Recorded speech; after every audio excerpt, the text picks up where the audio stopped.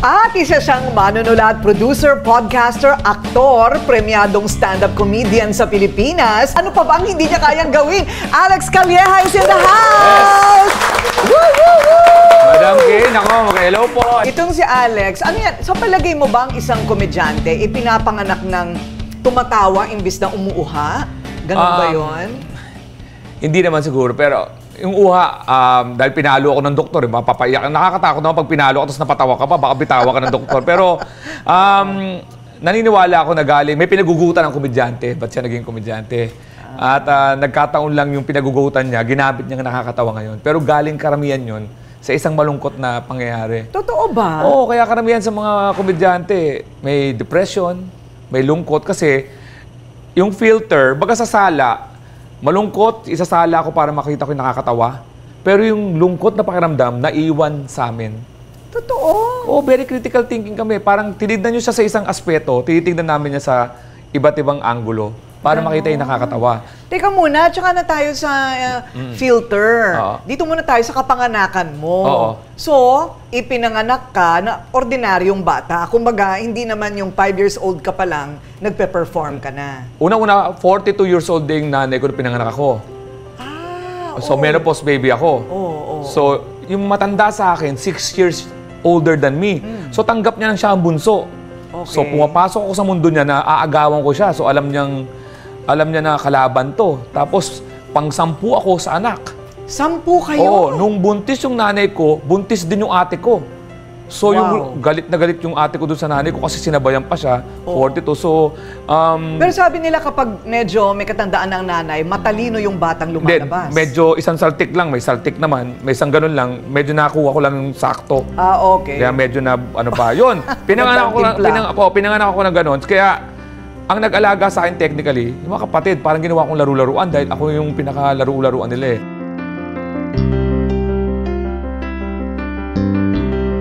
10 kayong magkakapatid. Oo. Kaya naman pala kayo naghirap din. Pero yung kwento ng kahirapan ng pamilya ni Alex, iba pa yun. Kasi ang lolo niya, governor dati ng Albay. Yes. Right? Okay.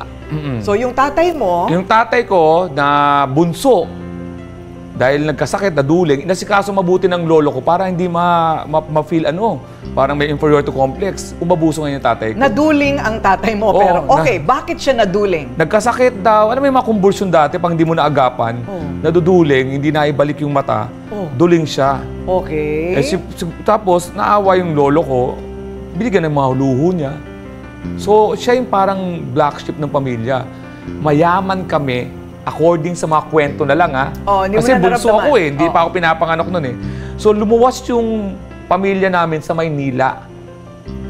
Yung nanay ko kasama yung tatay ko kasi akala nila mas magandang buhay sa Maynila. Okay. Kaya nung pinanganak ako sa Maynila, ako lang ang pinanganak sa Maynila.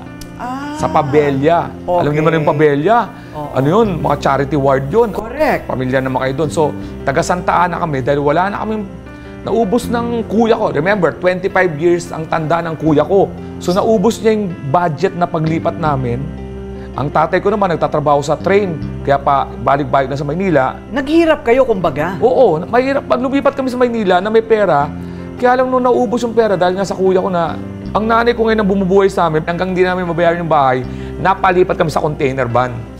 Sa container van kayo tumira? Tumira kami container van. Yung kasi sa Lamayan, alam niyo yung sa Mandaluyong Bridge, may isang area doon na lagayan ng yung mga six-wheeler. Kasi minsan nagpapalit-palit ng container van. Container van, every 3 days pinapalitan. So palit bahay kami ng palit na palit every 3 days. Paano yung muebles? Hindi, ano yun? Labas. Pasok. Kaya konti na naman. Siyempre, may makakapundar ng mga salat. Ano doon? Alam naman mga chandelier na nilalabas namin. Siyempre, konti lang. Konti labas lang. Karton-karton lang. Yun. Totoo ba? Totoo. Tapos, paano ang CR? Sa Pasig River. Walking distance. Event. Pag i-EBS ka doon, event. Papalakpakan yung makalaro mo. Woo! Tapos, ang igiban doon sa kanto. May bayad yung igiban. Nag-iigib kami. At hindi na yung masara yung pintuan. Kasi ang container van, pag sinara mo sa labas, hindi ka makakalabas sa loob kasi walang bukasan yun. So may kalang lang yun. Ang lamig sa gabi, ang init sa tanghali. Tandang-tanda ko yun. Totoo ba? Mga 3-4 years old. So hindi pa naman nangyayari na naipit kayo sa loob dahil by accident na sarado? Wala kasi pa nga. naman. Unless, kaya nga hindi kami napag-away sa mga kapitbahay dahil ang kapitbahay namin, container din. Oo. Ang ano doon, ang away doon, isasara yung container mo. Parang gano'n ang away namin doon. Okay. Pero ang init ng bakal. So, gaano kayo katagal nagtiis sa loob ng container van? Mga 2 taon. Wow. Pero ang lipat namin, alam mo na bumuti. Hindi. Yung ate ko, may nag-offer sa kanya na i-demolish yung bahay nila. Sa Santo Domingo na to ha. Santa Ana, Santo Domingo, i-demolish yung bahay. Bago i-demolish, pinatira muna kami ng 1 taon. Ay, nako. So, medyo sinuwerte naman. Hindi, kasi yung kahoy niya, na pag nasatandalan mo, nabubutas na sa loob eh. Ha? Tapos may nakapasok na balimbing na puno. Oh. Basta, condemn na siya. Pero Okay. 3 floors. Okay. So yun, mga 1 taon kami doon kasi i-demolish. Hanggang lumipat naman kami doon sa Alabang, Kupang Alabang. Sa may Muntinlupa yun. Kasi tabi ng riris ng